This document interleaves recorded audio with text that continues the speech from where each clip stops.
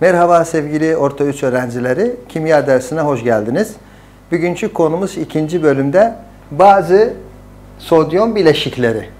Bazı sodyum bileşikleri, kitabınız 2 tane bileşik almış. Birinci sodyum klorür. Sodyum klorür tuz dediğimiz, hani evde yemekte kullanırız tuz. Onun sembolü sodyum klorürdü. Sodyum Ne ve klor Cl. Bu en yaygın olan, doğada en yaygın olan sodyum klorürdü. Sodyum klorun şekline bakarsanız kitabımıza, dönelim kitaba. Sodyum hacmi bu şekilde küçüktür. Klorun hacmi biraz ondan büyüktür. Tam sodyum klorürün kristal şekli budur. Tabi mikroskoptan büyük olmuştu. Birbirine yapışmıştı, bu şekilde gösterir kitabınız. Peki bu tuz veya sodyum klorür nasıl elimize geçer? Çıkarılması. Kitapta çıkarılması 2 yöntemden var. 2 yöntemden çıkarılır. Birisi yeryüzünde olduğu, bak tuz yer altında çökelti olarak bulunur. Bunu diyelim A şıkkı edebiliriz bunda. Mesela diyelim A veya birinci yöntem. Tuz yer altında çökelti şeklinde. Bakınız resimde gösterir. Bu tuzlu. Nasıl bunu çıkarabiliriz? Kuyu kazarlar. Öyle burada yapalım diyelim. Bir şekilde kuyu kazılır. Pompa uzatılır. Şurada tuz var diyelim. Suyla beraber uzatıldığı zaman çözelti olur. Çözeltiyi bir daha dışarıya çekerler. Yineden başka bir pompalardan dışarıya çekerler. Dışarıda bırakırlar. Ondan sonra ısınır. Su kalmaz. Sadece tuz kalır. Bu tam burada tümünü pompalara geçiyor, anlatıyor. Bu birinci yöntem diyelim. İkinci yöntem. Bu yöntem tuz su üzerinden alınır. Deniz suyu. Bakınız yazıyor. Deniz suyu yüksek oranda bulunur. Tuz orada bulunur. Peki nasıl alırlar? Burada yapalım. Diyelim bu sudur. Üzerinde tuz var. Deniz suyu bildiğiniz gibi şor olur. Bu tuzu öyle bir şekilde alırlar dışarıya. Dışarıda büyük havuzlara bırakırlar. Büyük havuzlara. Çözeltidir. Tuz çözeltisidir. Büyük havuzlara bırakırlar. Güneş ışığına bırakılır. Güneş ışığında kaç gün sürer, günlerce sürer. Suyun ısının yoluyla su alınır. Sadece tuz kalır. Sadece tuz tanecikleri kalır. Bu yöntem en yaygın yöntem olandı. Bu yöntem bizim Irak'ta güneyinde, Irak'ın güneyinde bu kullanılır. Fav tuzları denir ona. Fav tuzları. Bu çıkarılmasıdır. Bakalım sodyum klorür nerede kullanılır? Kitabımızda sorudu zaten bu. Soru 2-3'tü galiba. Efendim.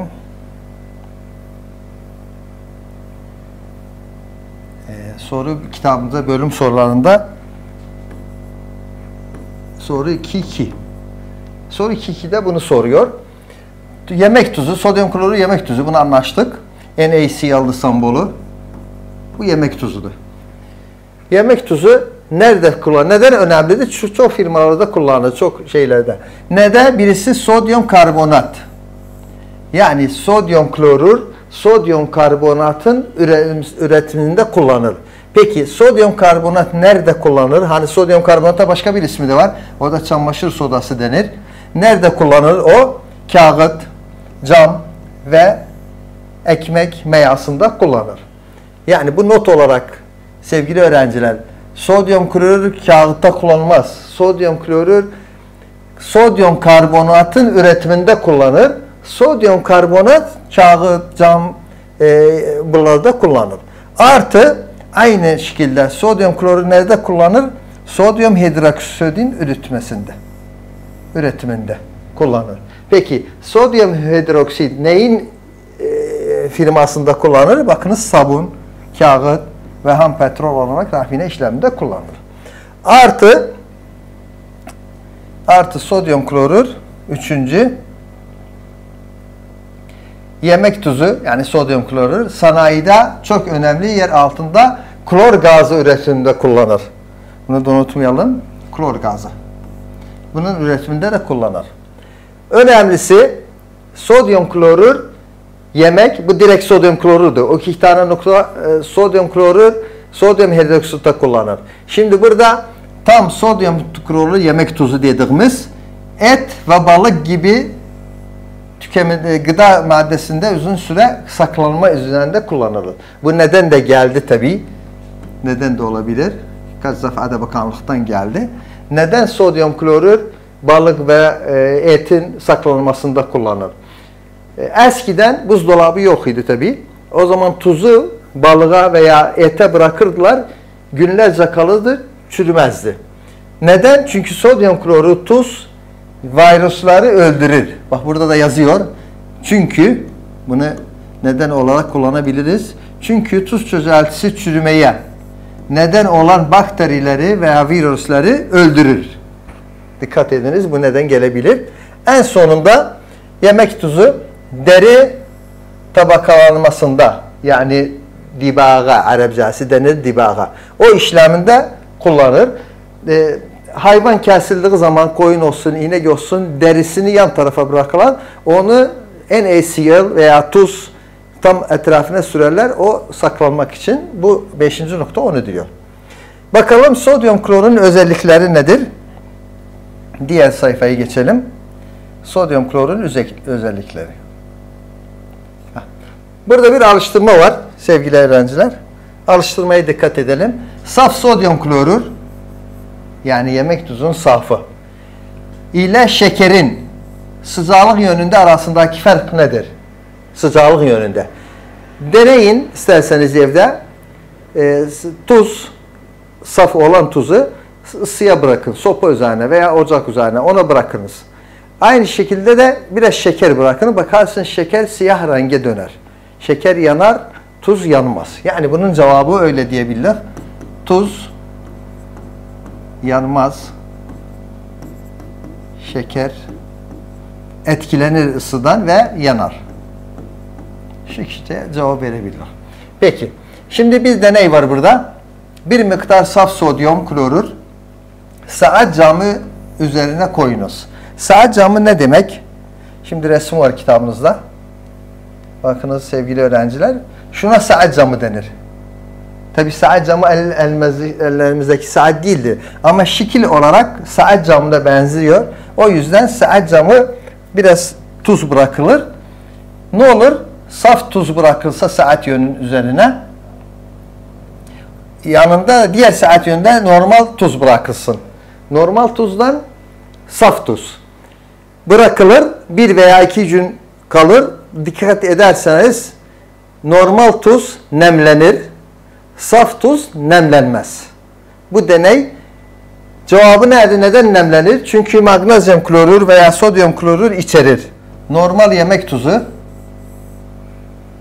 nemlenmesine neden nemlenir? Kalsiyum klorür veya magnezyum klorür. Yani veya her ikisi. İkisi içermektedir. O yüzden dolayısıyla saf sodyum klorür ile yemek tuzu arasındaki fark nedir? Eğer bu soru geldiyse aralarında fark nedir? Saf sodyum, burada yazıyorum cevabı, nemlenmez. Saf sodyum klorür nemlenmez. Ama yemek tuzu, normal yemek tuzu nemlenir. Bu sorunun cevabıdır. Burada unutmayalım, nemlenmenin tanımı ne demek? Bu tanım çok tekrar olur bakanlıktan. Tanım. Nemlenme ne demek sevgili öğrenciler? Atmosferdeki cevap buradan başlıyor. Atmosferdeki rütubeti emerek ıslanma olayıdır. Öyle yapalım. Islanma olayıdır. Havadaki rütubeti alır, tuz aldığı zaman nemlenir. Ona nemlenme denir. Peki. Şimdi diğer bileşiğe gelelim. Hani birinci sodyum klorür aldık. Diğer sodyum hidroksit. Sodyum hidroksit şu şekilde gösteriyor kitabınızda. Sodyum hidroksidi. Efendim buna bir tabaka, bu da bölüm sorularından soru 2-3'tü. Bu da bölüm sorularından biridir. Diyor ki Bak, sodyum hidroksit tanecikleri yüzü üzerinde kuru bir tabaka oluşturur. Neden? Cevabı tam buradan geçiyor. Tümü bu satırlar cevabıdır. Denklem üzerine anlatayım size. Sodyum klorür hidroksit pardon, sodyum hidroksit şudur. Şu sodyum hidroksit. Bu karbondioksit maruz kaldığına karbondiokside ne olur? Kuru bir tabaka oluşur. Kuru bir tabaka üzerine gider. Nedir bu kuru tabaka? Sodyum karbonattır. Bu nedeneti budur. Neden kuru tabaka oluşur? Çünkü sodyum karbonat oluşturması için bu denkleme göre, denklemi de yazabilirsiniz. Bölüm sorularından bir sorudur bu. Şimdi burada ne geliyor kitabınız, neyi ele almış? Sodyum hidroksit, hani bir bileşiktir, sodyumun bileşiklerinden biridir. Sodyum hidroksit nerede kullanılır? Kullanması. Geldi de soru. Nerede kullanır veya kullanmasını sayınız, bu şekilde gelmişti. Cevap, sabun, temizlik malzemeleri, tuz veya sıvı, tekstil, kağıt ve sanayi kullanımında birçok bileşiklerinde hazırlanmasında ham madde olarak kullanmaktadır. Bu sodyum hidroksidin kullanmasının cevabını. Diğer sayfaya geçelim. Sevgili öğrenciler, beraber kitaba bakalım. Kalsiyum ele alındı. Hani bölüm başlarken sodyum birinci gruptan da ele alındı. Şimdi kalsiyum ikinci gruptan sayılı. Bunu ele almıştı kitabınız. Kalsiyumun atom sayısı 20'dir. Atom sayısı demek yani elektron sayısı. Yani dizilişi bir yapalım. Ona göre çalışalım. Diziliş kalsiyumun 20'dir.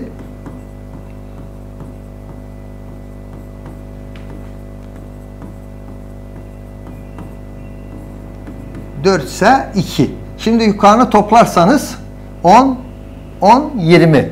Bu diziliş. Birinci bölümde zaten dizilişi aldık.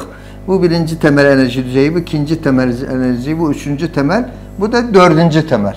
Eğer periyot grup sorursanız dördüncü periyot, ikinci grup. Kitabınızda bakarsanız birinci temel sembolü K'de, bu birincidi. Kaç elektron var? 2. Bakınız bu 2. Tamam. İkinci temelde sembolü L'di. Kaç elektron var? 8. 6, 2, 8. Üçüncü temel sembolü M'di. Bu üçüncü temel. Kaç elektron var? Yine de 8. Bak bu üçüncü temeldi 8.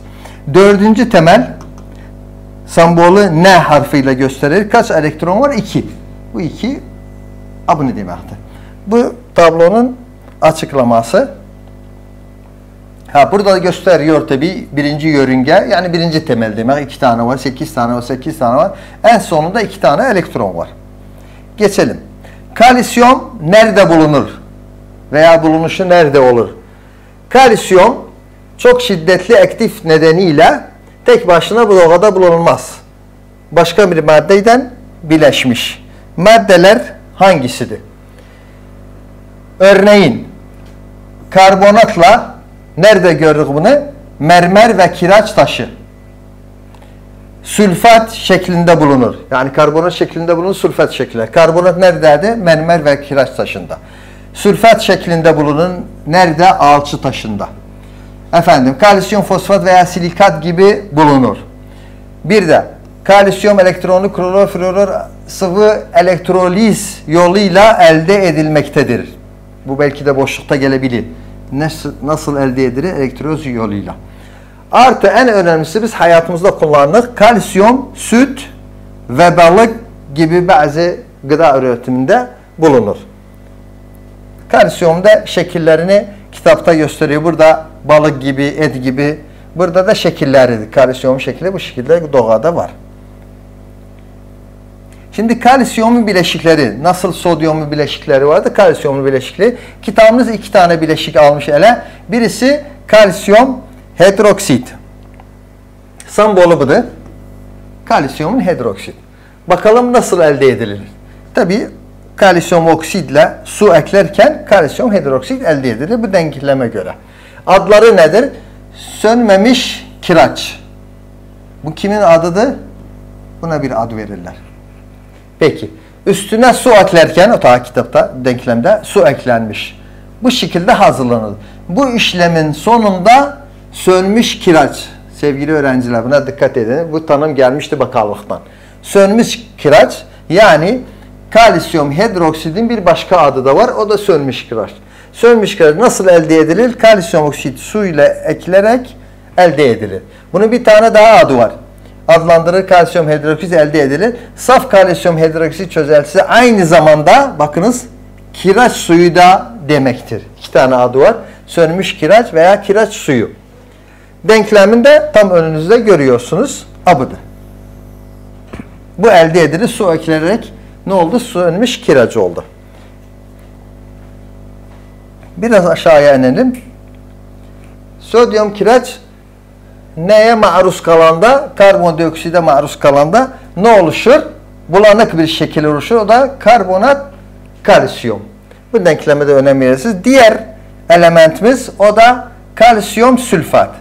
Kalsiyum sülfat şudur sembolü. Buna alçı taşı veya normal kireç denir. Bakınız burada iki tane su var. Su olduğunda normal kireç denir. Su olmadığına şuna bakınız. Önünde numara yoktu. Su olmadığına buna Paris alçısı denir. Paris alçısı. Şu denklemde ikisini de gösteriyor. Hem bunu nasıl elde edilir? Bu ısıya göre, bu da su eklenmeye göre. Su eklenirken şu bileşik elde edilir. Sevgili öğrenciler, burada biz ikinci bölümü noktalıyoruz. Başka bir gün yeni bir ders sizinle beraber ümit ederim. Allah'a ısmarladık.